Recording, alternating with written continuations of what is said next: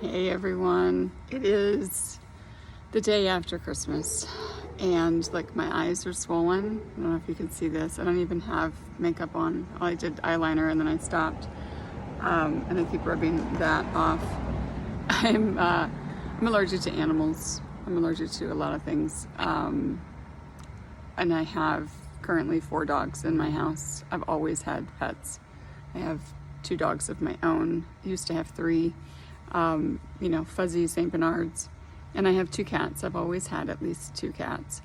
And this morning I picked up one of my cats and sat on the couch with him and cuddled. And this is what happens. Like, this eye is almost swollen. She's so swollen.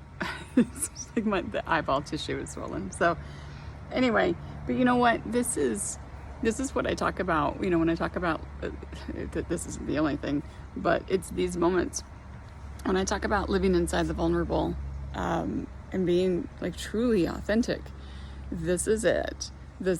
I could choose not to create a day 5. I think we're on day 5. I actually skipped yesterday, and for a lot of reasons. I'm just not going to get into them, but it was Christmas, so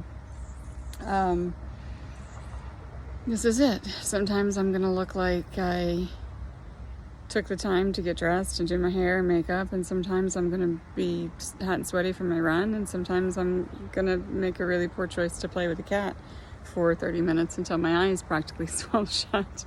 So I thought for a long time this morning about what I wanted to talk about today, and I decided to come out here, look at this beautiful tree I have in my yard. This is fall in Arizona. Few days after the first day of winter, this is what we look like down here. So those leaves will turn and drop. And then by the end of next month, in about 4 weeks or so, we'll have flowers on that tree. So it's really cool. The cycles of seasons here are very short and beautiful and perfect for what I need in my world as far as sunshine and that positive energy. I have a gutter that is like disconnected from my house. So anyway, I thought a lot about what I wanted to talk about today, and I decided to stand by this tree because I wanted to talk about change. And this, we still have another, 5 days, 6 days, 5.5 days left of this year, but 2022, I think, is going to be focused on change for a lot of us. I think that's the word that I've heard so much of this last quarter of this year is change. And we've already been through so much change already, right? 2021 was the most challenging year ever for me, my entire life. And I've been through quite a bit. We've all been through quite a bit in our lifetimes, right? 2021 was the most challenging for me. And those challenges are not over yet. But as I tackle what I've got coming in 2022, my goals, my dreams, what I want to achieve, what I hope will change in my life, I have to start taking inventory of where I am now, where I want to be, and how to make that change positive and reflective of, FedEx truck delivering something to the neighbor that was loud.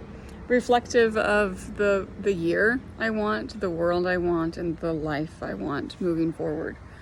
So my challenge to everyone is to think about this word change. I'm not a big fan of word of the year.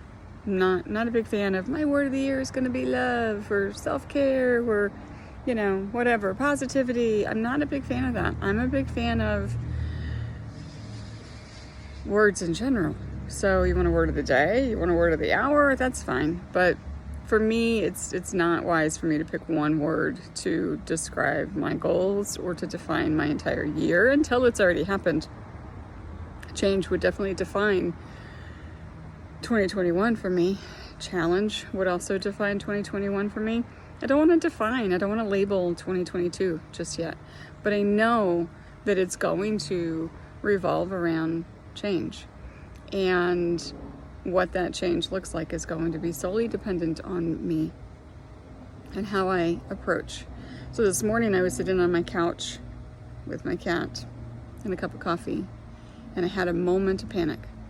And it was a short moment, but it was a moment of, oh my goodness, it's the 26th of December, and I opened up submissions for my annual, which is a book publication I do every June, on January 1st. And I don't have my website written, and I don't have this done, and I don't have that. I'm just going through my list, and I'm just overwhelmed. And I put the cat down, and I sat back, and I got my coffee, and I was like, okay. All right, well, I just sat with that overwhelming to-do list. Now what? Do I sit in that panic, or do I change how I react to the fact that I only have a few days to get something put together in order to open my submissions on time? So I'm trying to be more present in each moment and more aware of what I'm feeling and the challenges that are ahead. And the changes that I want in 2022 are definitely going to revolve around my business goals. More than anything, my business goals, followed by, certainly my personal goals and what I want for myself and my family and the future of whatever we're building here. So my challenge is to maybe think about what changes you might want in the next, sorry, I'm rubbing my eye now because it's like twitching. What changes do you want in the next year? And can you break those down into smaller goals that are easily digestible? So if you want a word of the year, that's fine. If you're that person, make a word of the year. Make a whole paragraph of words for your year.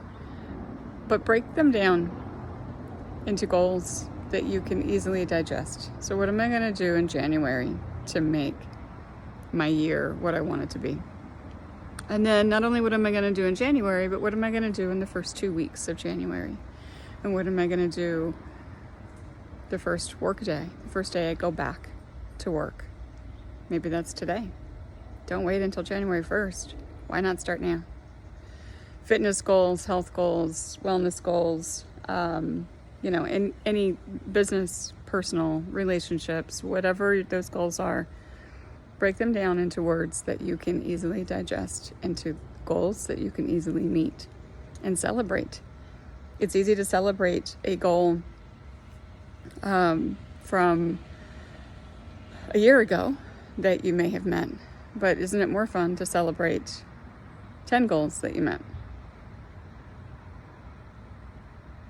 I'd rather celebrate 10 times. So there you go. I think I just kind of bounced from tangent to tangent, but change. I'm going to watch this tree change. Maybe I'll share some pictures and whatnot. This is what it looks like right now. This is the beginning of our fall. And we had a winter storm on Christmas Eve. By the way, my basement did flood. I mentioned that on my day 4 video, which was on Christmas Eve. And we spent about 3 hours cleaning up water from my flooded basement. So we're working on repairs and stuff. It keeps happening because the fix is not fixed. But we're working on it. My contractor even came out. So that was really super cool on Christmas Eve for my contractor to come here and help me mitigate water and replumb some things to just get through, to divert the water away from the basement.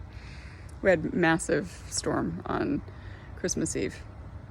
So anyway, I'm going to watch this tree change its color, drop its leaves, and then blossom into something beautiful by the end of next month.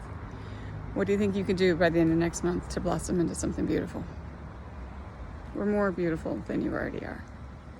Take care, guys. Have a great day. I will check in with you tomorrow.